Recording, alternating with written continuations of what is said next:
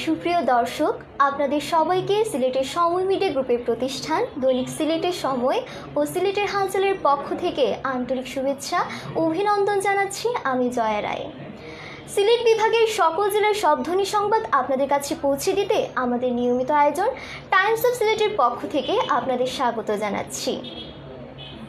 আজ 3 অক্টোবর 2020 শনিবার 1880 15 সফর। সংক্ষিপ্তভাবে সিলেটের কিছু গুরুত্বপূর্ণ সংবাদের অংশবিশেষ তুলে ধরার চেষ্টা করছি। টিলাগড়ে পুলিশ ফাঁড়ি ও সিসি ক্যামেরা স্থাপনের দাবি। সিলেটের এমসি কলেজের ছাত্রাবাসে স্বামীকে বেঁধে স্ত্রীকে গণধর্ষণের প্রতিবাদ ও জড়িতদের দৃষ্টান্তমূলক শাস্তির দাবিতে বিশাল মানববন্ধন অনুষ্ঠিত হয়েছে। সিটি কাউন্সিলর আজাদুর রহমান আজাদের আহ্বানে সিসিকের 20, 21, 24 নং ওয়ার্ড ও চুলচিকর ইউনিয়নবাসীর উদ্যোগে আজ শনিবার এমসি কলেজ ছাত্রাবাসের সামনে এই কর্মসূচি অনুষ্ঠিত হয়।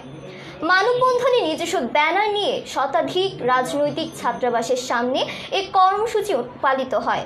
মানববন্ধনে নিজস্ব ব্যানার নিয়ে শতাধিক রাজনৈতিক, সামাজিক, ক্রীড়া সংগঠক, শিক্ষা প্রতিষ্ঠান ও এলাকার কয়েক হাজার লোক অংশ নেন। টিলাগড় কেন্দ্রীয় জামে মসজিদের মোতাওয়ালি অধ্যাপক সৈয়দ মকসুদ আলীর সভাপতিত্বে ও মহানগর ব্যবসায়ী ঐক্য কল্যাণ পরিষদের সাবেক সাংগঠনিক সম্পাদক সুবিদুর রহমান মুন্নার পরিচালনায় মানববন্ধনে বক্তব্য রাখেন কাউন্সিলর আজাদুর রহমান আজাদ, কাউন্সিলর আব্দুর রকিব তুহিন, সিসিকের সাবেক প্যানেল মেয়র মোহাম্মদ শাহজাহান সহ স্থানীয় নেতৃবৃন্দ। জাহাঙ্গীর কবির ডানকের রোগমুক্তি কামনায় মহানগর যুবলীগের দোয়া ও মিলাদ মাহফিল। করোনায় আক্রান্ত বাংলাদেশ আওয়ামী লীগের কেন্দ্রীয় কার্যনির্বাহী সংসদের প্রেসিডিয়াম সদস্য, সাবেক মন্ত্রী, কেন্দ্রীয় যুবলীগের সাবেক চেয়ারম্যান ও কেন্দ্রীয় ছাত্রলীগের সাবেক সাধারণ সম্পাদক অ্যাডভোকেট জাহাঙ্গীর কবির ডানকের রোগমুক্তি কামনায় সিলেট মহানগর যুবলীগের উদ্যোগে এক দোয়া ও মিলাদ মাহফিল অনুষ্ঠিত হয়েছে। আজ বাদ জোহর হযরত শাহজালাল রাহমাতুল্লাহ আলাইহি এর মাজার মসজিদ প্রাঙ্গণে এই দোয়া ও মিলাদ মাহফিল অনুষ্ঠিত হয়। দোয়া মাহফিলে জাহাঙ্গীর কবির ডানকের রোগমুক্তি কামনা করে মোনাজাত করা হয়। দোয়া মাহফিলে রাষ্ট্রনায়ক প্রধানমন্ত্রী শেখ হাসিনার দীর্ঘায়ু ও সুস্থতা কামনা এবং করোনায় আক্রান্ত সকলের রোগমুক্তি কামনা করে মহান রাব্বুল আমিনের দরবারে বিশেষ মোনাজাত করা হয়। এতে দোয়া পরিচালনা করেন কারি কবির আহমদ। দোয়া ও মিলাদ মাহফিলে উপস্থিত ছিলেন সিলেট মহানগর যুবলীগের সভাপতি আলম খান মুক্তি ও সাধারণ সম্পাদক মুশফিক জায়গিরদার সহ নেতাকর্মীরা। কালনি থেকে বের হলো আগুনের ধোঁয়া, যাত্রীদের মধ্যে আতঙ্ক। সিলেট থেকে ঢাকার উদ্দেশ্যে ছেড়ে যাওয়া আন্তনগর কালনি এক্সপ্রেস ট্রেনে আগুন লাগার ঘটনা ঘটেছে। আগুনের কালো ধোঁয়া বের হলে যাত্রীদের মধ্যে আতঙ্ক দেখা দেয়। অবশ্যই ঘটনার কোনো ক্ষয়ক্ষতির খবর পাওয়া যায়নি। আজ সকাল 7:45টার দিকে ট্রেনটি ঢাকার উদ্দেশ্যে সিলেট ছেড়ে দেয়। পথিমধ্যে মাঝগাঁও স্টেশনের আগে কটালপুর এলাকায় পৌঁছার পর 2 বগির মধ্যে আগুন লেগে ধোঁয়া বের হতে থাকে। পরে ট্রেনটি মাঝগাঁও স্টেশনে থামলে সংশ্লিষ্টরা আগুন নিয়ন্ত্রণে আনেন। তবে আগুনের ধোঁয়া বের হওয়ার কারণে ট্রেনের যাত্রীদের মধ্যে আতঙ্ক দেখা দেয়। এই সময় যাত্রীরা চিৎকার শুরু করলে ট্রেন থামিয়ে দেওয়া হয়। খবর পেয়ে সিলেট মেট্রোপলিটন পুলিশের মোগলাবাজার থানার একটি টিম ঘটনাস্থল উপস্থিত হন। এদিকে রাস্তা সংস্কারের দাবিতে আজ শনিবার গোলাপগঞ্জ উপজেলার হেতিমগঞ্জে এই মানববন্ধন অনুষ্ঠিত হয়। হেতিমগঞ্জ বাজারের বণিক সমিতির সভাপতি আব্দুল মলিকের সভাপতিত্বে ও সাধারণ সম্পাদক বেলাল আহমদ পরিচালনায় বক্তব্য রাখেন গোলাপগঞ্জ উপজেলা পরিষদ চেয়ারম্যান অ্যাডভোকেট ইকবাল আহমদ চৌধুরী। এই সময় বক্তারা বলেন, দীর্ঘ 15 বছর ধরে সিলেট জকিগঞ্জের সড়কের বাইপাস পয়েন্ট থেকে হিলাল পর্যন্ত অল্প কিছু রাস্তা অজানার কারণে সংস্কার না করায় জনসাধারণের দুর্ভোগ চরম আকার ধারণ করেছে। এই অংশে প্রতিনিয়ত যানজট লেগেই আছে।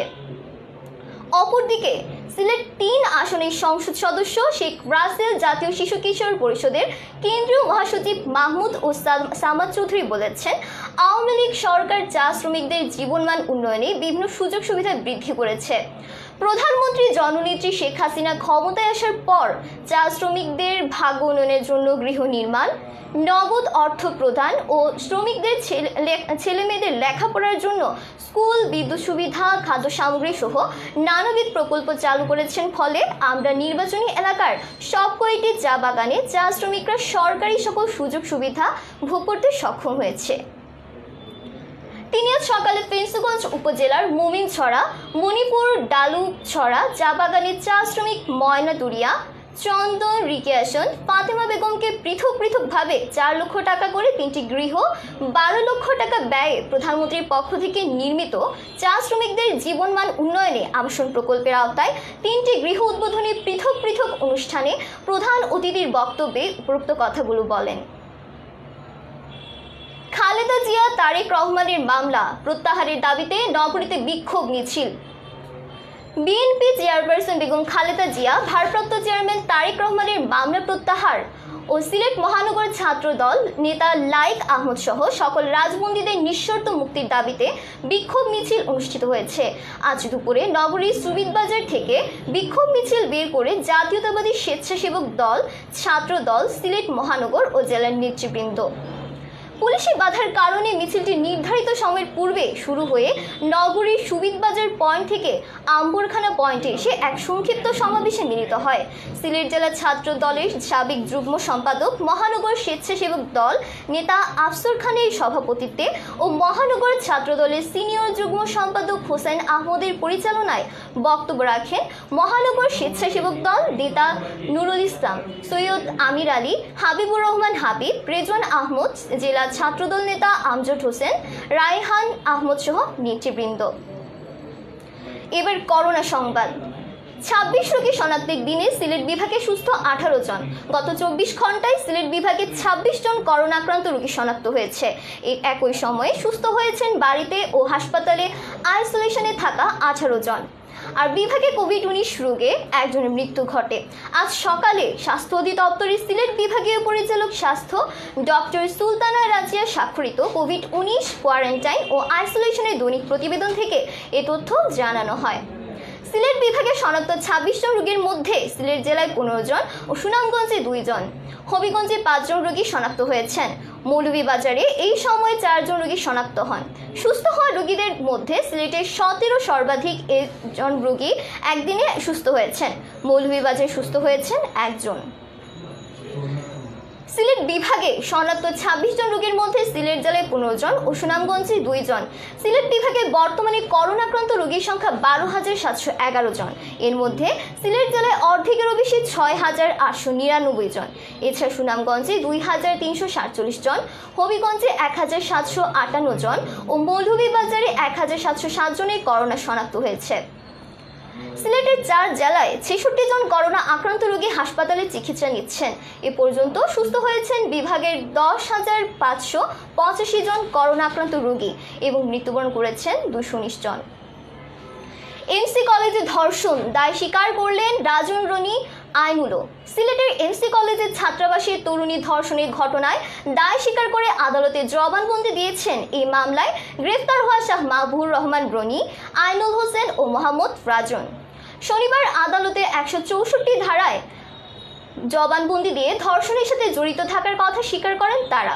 শনিবার সন্ধ্যায় সিলেটের অতিরিক্ত মুখ্য মহানগর হাকিম মোহাম্মদ জিয়াদুর রহমানের আদালতে রাজন, মহানগর হাকিম সাইফুর রহমানের আদালতে আইনুল ও মহানগর হাকিম শারমিন খানম নীলের আদালতে রনি দায় স্বীকার করে জবানবন্দি দেন।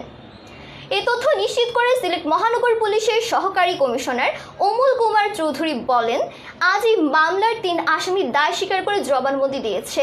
এর আগে গত শুক্রবার আরও 3 জন জবানবন্দি দিয়েছেন।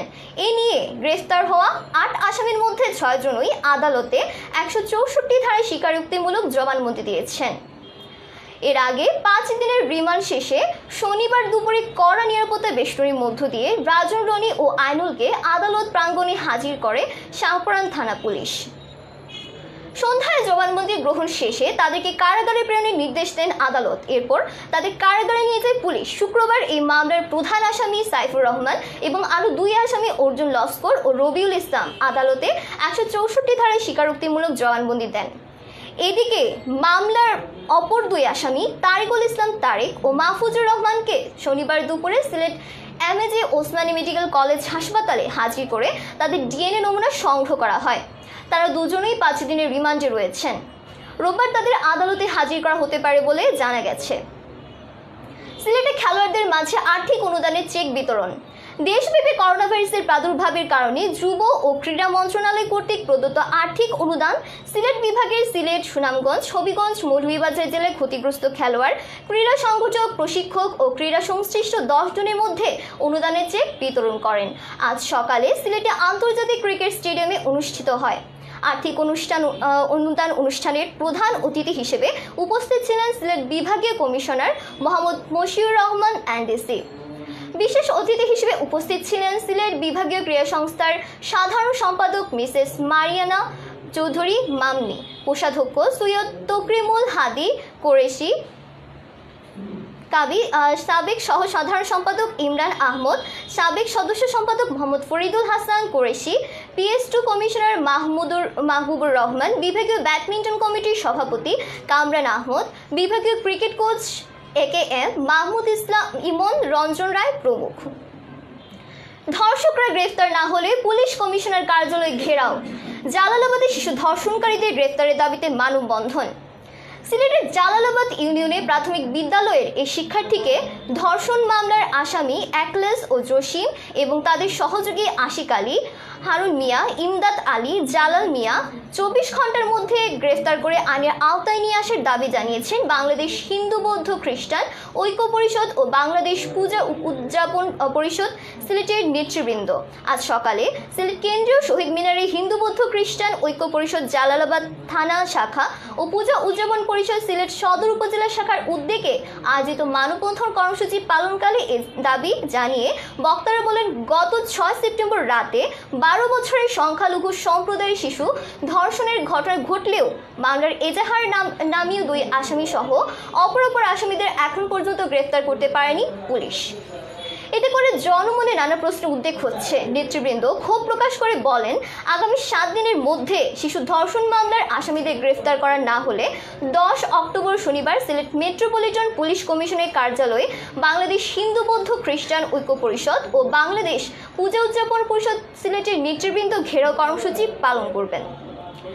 সিলেট সদর উপজেলা পূজা উদযাপন পরিষদের সভাপতি নীলেন্দু ভূষণ দে অনুপের সভাপতিত্বে ও সিলেট মহানগর পূজা উদযাপন পরিষদের যুগ্ম সাধারণ সম্পাদক অ্যাডভোকেট দেবব্রত চৌধুরী লিটনের পরিচালনায় আয়োজিত মানববন্ধন কর্মসূচি চলাকালে সংহতি জানিয়ে বক্তব্য রাখেন সিলেট সিটি কর্পোরেশনের মেয়র আরিফুল হক চৌধুরী, বাংলাদেশ আওয়ামী লীগের সাবেক কেন্দ্রীয় সাংগঠনিক সম্পাদক অ্যাডভোকেট মিসবাউদ্দিন সিরাজ, সিলেট জেলা আইনজীবী সমিতির সাবেক সভাপতি অ্যাডভোকেট এমাদ উল্লাহ শহীদুল ইসলাম, বাংলাদেশ পূজা উদযাপন পরিষদের কেন্দ্রীয় যুগ্ম সাধারণ সম্পাদক অ্যাডভোকেট মৃত্যুঞ্জয় ধর ভোলা প্রমুখ।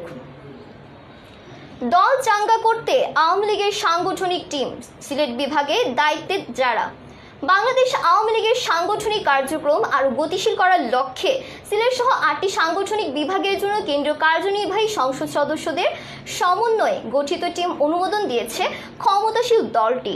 আজ সকালে গণভবনে প্রধানমন্ত্রী সরকারি বাসভবনে বাংলাদেশ আওয়ামী লীগের কেন্দ্রীয় কার্যনির্বাহী সংসদের সভায় এমন সিদ্ধান্ত দেন শেখ হাসিনা।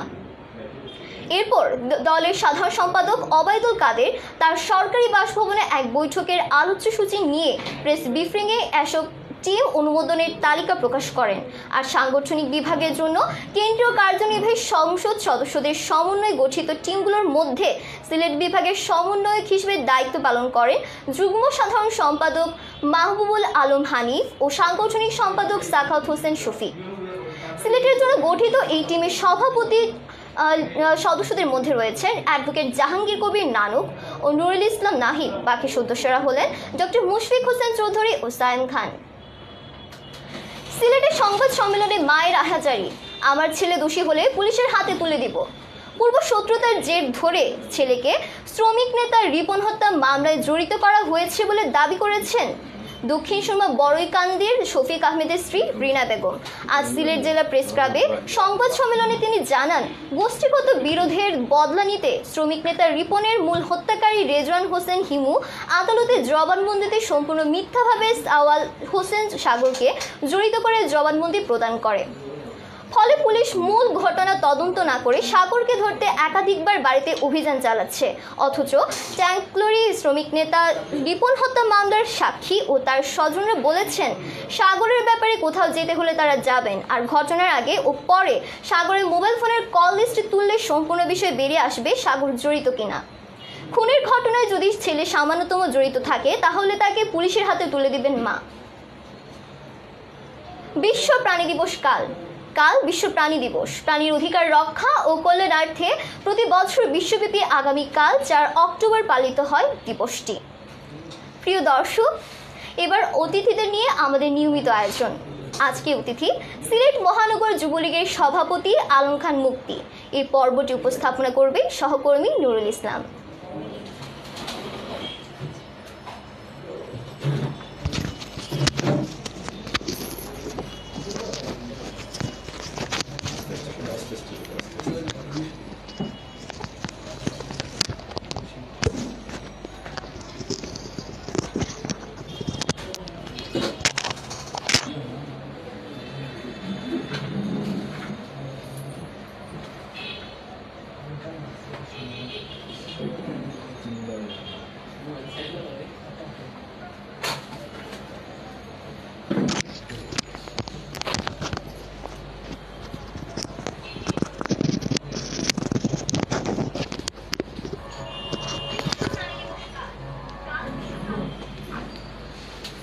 প্রিয় দর্শক, আপনাদের স্বাগত জানাচ্ছি আমাদের নিয়মিত আয়োজনে। আজকের নিয়মিত আয়োজনে আমাদের অতিথি হিসাবে আমাদের মাঝে উপস্থিত আছেন সিলেটের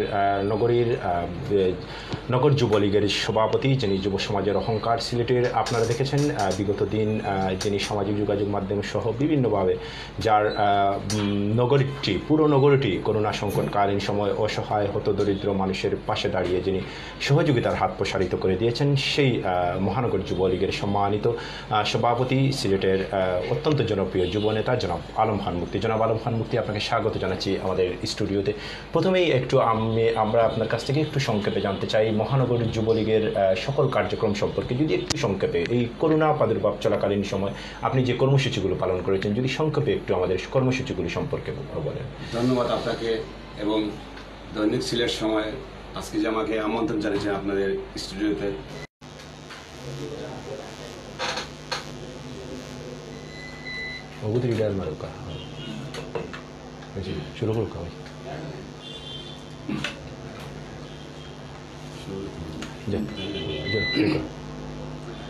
ধন্যবাদ আপনাকে দৈনিক সিলেটের সময় পত্রিকার আজকে আপনাদের এই দৈনিক সময়ের স্টুডিওতে আমাকে আমন্ত্রণ জানানোর জন্য আমি সিলেট মহানগর যুবলীগের পক্ষ থেকে এবং আমার ব্যক্তিগত পক্ষ থেকে আপনাকে ধন্যবাদ জানাই, কৃতজ্ঞতা জানাই। আপনি বলেছেন যে সিলেট মহানগর যুবলীগ সংগঠন কার্যক্রম কিভাবে আমরা চালিয়ে গেছি করোনা ভাইরাস সহ বিভিন্ন সময়। আমি প্রথমেই আপনার মাধ্যমে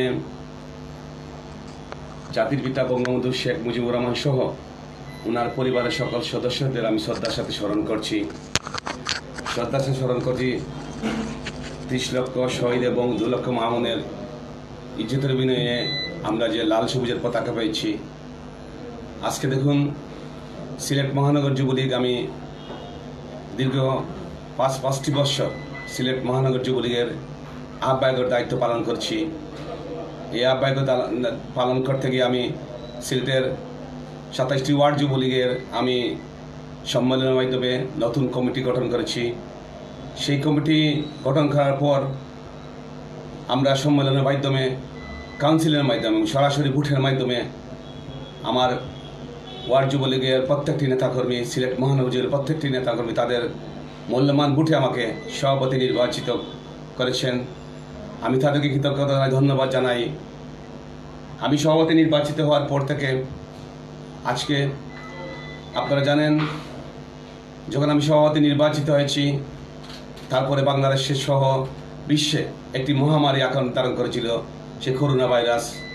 এই করোনা ভাইরাস মোকাবেলা করতে গিয়ে যখন বাংলাদেশে এই করোনা ভাইরাসের আবির্ভাব শুরু হয়, ঠিক তখন বাংলাদেশ সরকার এবং বাংলাদেশ সরকারের মাননীয় প্রধানমন্ত্রী রাষ্ট্রনায়ক জননেত্রী শেখ হাসিনা করোনা ভাইরাস মোকাবেলা করতে গিয়ে তিনি রাষ্ট্রনায়ক মাননীয় প্রধানমন্ত্রী জননেত্রী শেখ হাসিনা বিভিন্ন পদক্ষেপ গ্রহণ করেছিলেন কিভাবে করোনা ভাইরাস মোকাবেলা করে দেশকে এগিয়ে নিয়ে যেতে হবে। ঠিক সেই মুহূর্তে মাননীয় প্রধানমন্ত্রী জননেত্রী শেখ হাসিনা তিনি লকডাউনের ঘোষণা করলেন। সরকার সাধারণ ছুটি ঘোষণা করেছিল এই করোনা ভাইরাস যাতে বৃদ্ধি না লাভ করে যা বা ছড়িয়ে না পড়ে, সেই জন্য সরকার সাধারণ ছুটি ঘোষণা করেছিল। ঠিক তখনই সাধারণ ছুটি ঘোষণা করার পর থেকে যখন দোকানপাট বন্ধ, কলকারখানা বন্ধ, শ্রমজীবী মানুষের যারা দিন আনে দিন খায় তাদের কাজকর্ম নেই, সব কিছু বন্ধ হয়ে গেছিল। দোকানপাট, রেস্টুরেন্ট, রিক্সা সব কিছু একবারে মানে সব ধরনের কার্যক্রম বন্ধ হয়ে গেছিল। ঠিক তখনই সিলেট মহানগর যুবলীগ রাষ্ট্রনায়ক মাননীয় প্রধানমন্ত্রী জননেত্রী শেখ হাসিনার দিক নির্দেশনায় বাংলাদেশ আওয়ামী লীগ যুবলীগের সম্মানিত চেয়ারম্যান, যুবসভার অত্যন্ত জনপ্রিয় জননেতা, একজন সৎ পরিচ্ছন্ন রাজনীতিবিদ শেখ ফজলে শামস পরশ ও বিপ্লবী সাধারণ সম্পাদক, যুবসমাজের অহংকার, বাংলাদেশ আওয়ামী লীগ যুবলীগের সম্মানিত বিপ্লবী সাধারণ সম্পাদক মোহাম্মদ মাইনুল ইসলাম খান নিখিল ভাইয়ের আহ্বানে সাড়া দিয়ে সারা বাংলাদেশের যুবলীগ যেভাবে অসহায় নিম্নবিত্ত মানুষের পাশে দাঁড়িয়েছে এই করোনা ভাইরাস মোকাবেলা করতে গিয়ে, যারা দিন আনে দিন খায়, যারা অসহায় নিম্নবিত্ত থেকে শুরু করে মধ্যবিত্ত থেকে প্রত্যেকটি মানুষের পাশে দাঁড়িয়েছে সিলেট মহানগর যুবলীগ। আমি এবং আমার সিলেট মহানগর যুবলীগের নবনির্বাচিত বিপ্লবী সাধারণ সম্পাদক অত্যন্ত স্নেহবান সাবেক ছাত্রনেতা মুশফিক জাগিরদার সহ সিলেট মহানগর যুবলীগ প্রত্যেকটি নেতাকর্মীদের নিয়ে আমরা আমাদের একটা ফান্ড তৈরি করেছি। আমরা সিলেট মহানগর যুবলীগের 27টি ওয়ার্ড যুবলীগের সভাপতি সাধারণ সম্পাদকের নিয়ে আমরা আমাদের সামর্থ্য অনুযায়ী আমাদের নিজের টাকা দিয়ে আমরা অসহায় মানুষের পাশে দাঁড়িয়েছি। কারণ রাজনীতি মানেই একটি জনগণের কল্যাণের জন্য, রাজনীতি মানে জনগণের ইবাদত। আমি ইবাদত মনে করে রাজনীতি যে এই যে ক্লান্তি লগ্নে যে করোনা ভাইরাস এক মহামারী আকার ধারণ করেছিল, সিলেট মহানগর যুবলীগ অসহায় নিম্নবিত্ত মানুষের পাশে দাঁড়িয়েছে। আপনারা দেখেছেন এই সিলেট মহানগর যুবলীগ যখন রমজান মাস শুরু হয়েছিল, ঠিক তখনই রমজান মাসে আমরা নিম্নমধ্যবিত্ত শুরু করে বিভিন্ন শ্রমজীবী মানুষ যারা হোটেল রেস্টুরেন্ট বন্ধ ছিল, খাবার রেস্টুরেন্ট বন্ধ ছিল, ইফতার করার কোনো সুযোগ ছিল না, ঠিক তখনই এই সিলেট মহানগর যুবলীগ নিম্নবিত্ত থেকে শুরু করে অসহায় রিক্সা চালক, রিক্সা ড্রাইভার, ভ্যান চালক, বিভিন্ন পানের দোকান, বিভিন্ন ঠঙ্গের দোকান, যারা রোজা রেখেছিল, যারা রোজা রাখে কিন্তু রোজা আটা যে খাবার যে রোজাদার ইফতার করবে সেই সুযোগ ছিল না, তখন আমরা এই সিলেট মহানগর যুবলীগ এই রোজাদারের পাশে দাঁড়িয়েছি। ঠিক সেইভাবে আমরা দেখেছেন আম্বরখানায় আমরা এই করোনা ভাইরাস মোকাবেলা করতে গিয়ে যারা বিশেষ করে নিম্নবিত্ত এই মানুষগুলা যারা সবজির অভাবে, যারা ভাত আছে, চাল আছে কিন্তু সবজি নেই, ঠিক সেই সময় করোনা ভাইরাসের সময় আমরা সিলেট মহানগর যুবলীগ অনেক দিন আমরা শহরের আম্বরখানা পয়েন্টে আপনারা দেখেছেন অসহায় নিম্নবিত্তের মাঝে আমরা বিনামূল্যে আমাদের সামর্থ্য অনুযায়ী আমরা সবজি বিতরণ করেছি।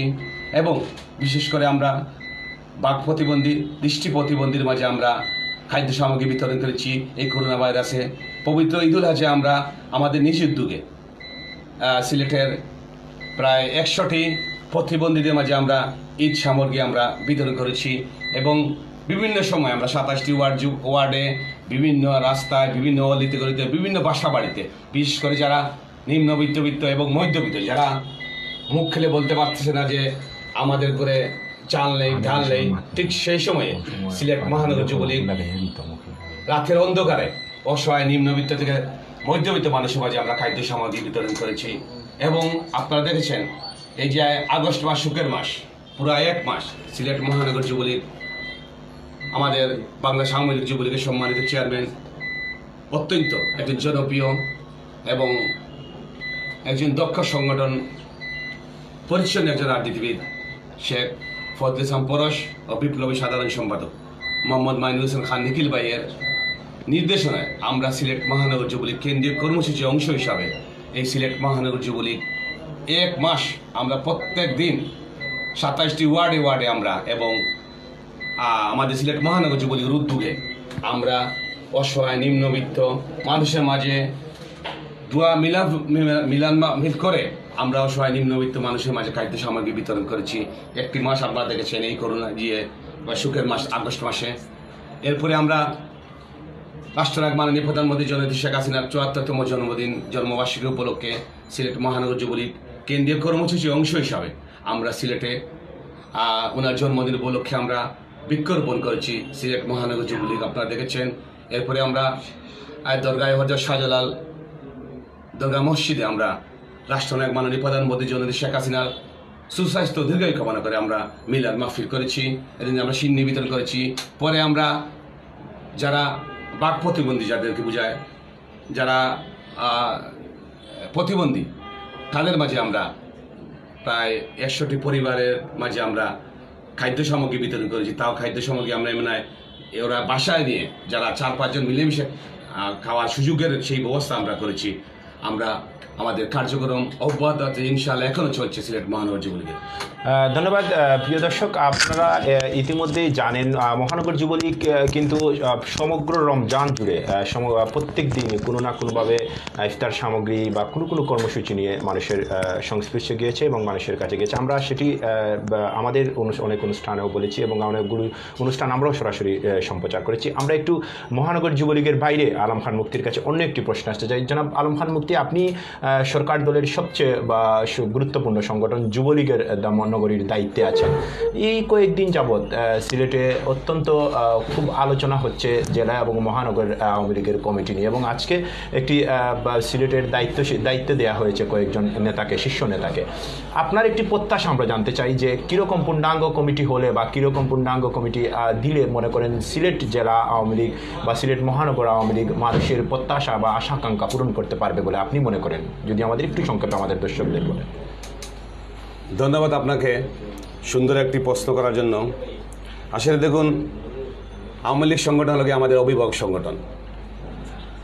আপনারা জানেন রাষ্ট্রনায়ক মাননীয় প্রধানমন্ত্রী শেখ হাসিনা সবসময় বলেন, আপনি ছাত্রলীগ করেন আর যুবলীগ করেন আর আওয়ামী লীগের সংগঠন করেন, অবশ্যই আপনি প্রথমে ত্যাগী যারা সৎ পরিচ্ছন্ন তাদেরকে মূল্যায়ন করতে হবে।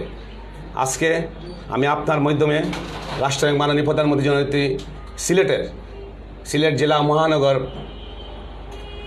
যে সুন্দর একটা কমিটি উপহার দেওয়ার জন্য তিনি সিলেটের বাংলাদেশ আওয়ামী লীগের যুগ্ম সাধারণ সম্পাদক অত্যন্ত জনপ্রিয় নেতা সিলেটের মাহবুবুল্লাহ হানিফ ভাইকে দায়িত্ব দিয়েছেন। দায়িত্ব দিয়েছেন বাংলাদেশ আওয়ামী লীগের সাংগঠনিক সম্পাদক সাবেক ছাত্রনেতা শফিক ভাইকে দায়িত্ব দিয়েছেন বাংলাদেশ আওয়ামী লীগের প্রেসিডিয়াম মণ্ডলীর অন্যতম সদস্য, যিনি এই জনগণের কল্যাণ জন্য কাজ করতে গিয়ে আজকে যিনি করোনা ভাইরাসে আক্রান্ত হয়েছেন, অত্যন্ত দক্ষ এক সংগঠক, দুঃসময়ে যিনি রাষ্ট্রনায়ক মাননীয় প্রধানমন্ত্রী জননেত্রী শেখ হাসিনার হাতকে শক্তিশালী করার জন্য তিনি সবসময় পাশে থেকে তিনি সব সমস্যার সমাধান করে যাচ্ছেন। সেই প্রিয় নেতা আজকে আমাদের অত্যন্ত জনপ্রিয় জননেতা, তিনি আজকে করোনা ভাইরাসে আক্রান্ত হয়েছেন। সেই জাহাঙ্গীর কবির নানক ভাইকেও সিলেটের রাজনৈতিক সাংগঠনিক দায়িত্ব দিয়েছেন আমাদের সাবেক শিক্ষামন্ত্রী অত্যন্ত জনপ্রিয় জননেতা প্রেসিডিয়াম সদস্য নাহিদ ভাইকে, দায়িত্ব দিয়েছেন আমাদের আরও দুজন, যাই হোক অনেক 7 জন না কজনকে দায়িত্ব দিতে আমি দেখেছি পত্রিকায়। ওনারা দায়িত্ব দেওয়া হয়েছে যে একটি সুন্দর পূর্ণাঙ্গ কমিটি উপহার দেওয়ার জন্য সিলেট জেলা মহানগর দায়িত্ব দেওয়া হয়েছে।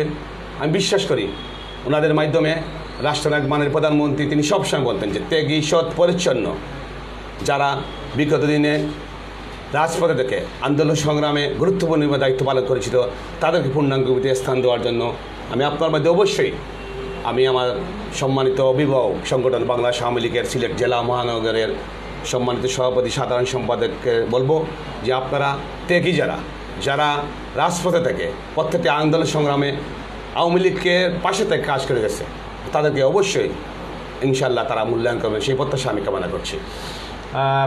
জনাব আলম খান মুফতি, আমি সর্বশেষ একটি বিষয় আপনার কাছ থেকে জানতে চাই, বা এই সিলেটে আপনি মহানগর যুবলীগের দায়িত্বশীল আছেন বা দীর্ঘদিন থেকে দায়িত্বশীল, এবং সরকারও দীর্ঘদিন যাবৎ ক্ষমতায় আছে। যদি সংক্ষেপে একটু আমাদের নগর উন্নয়ন নিয়ে কিছু বলতেন। নগর উন্নয়ন আসলে পরিকল্পিতভাবে নগর উন্নয়ন বিগত কয়েকদিন আগেও মাননীয় প্রধানমন্ত্রী প্রায় 1200 কোটি টাকার মতো বরাদ্দ দিয়েছেন সিলেট সিটি কর্পোরেশনকে এবং সিলেট নগরকে এগিয়ে নিয়ে যাওয়ার জন্য, সিলেট নগরের কার্যক্রম এগিয়ে নেওয়ার জন্য, উন্নয়ন এগিয়ে। এবং বিগত কয়েকদিন আগে সিলেটে একটি বিশ্ববিদ্যালয় হয়েছে, হবিগঞ্জে কৃষি বিশ্ববিদ্যালয় হচ্ছে, সুনামগঞ্জে বিশ্ববিদ্যালয় হচ্ছে, সিলেটে মেডিকেল বিশ্ববিদ্যালয় হচ্ছে, সিলেটে বেসরকারি কারিগরি বিশ্ববিদ্যালয় হচ্ছে।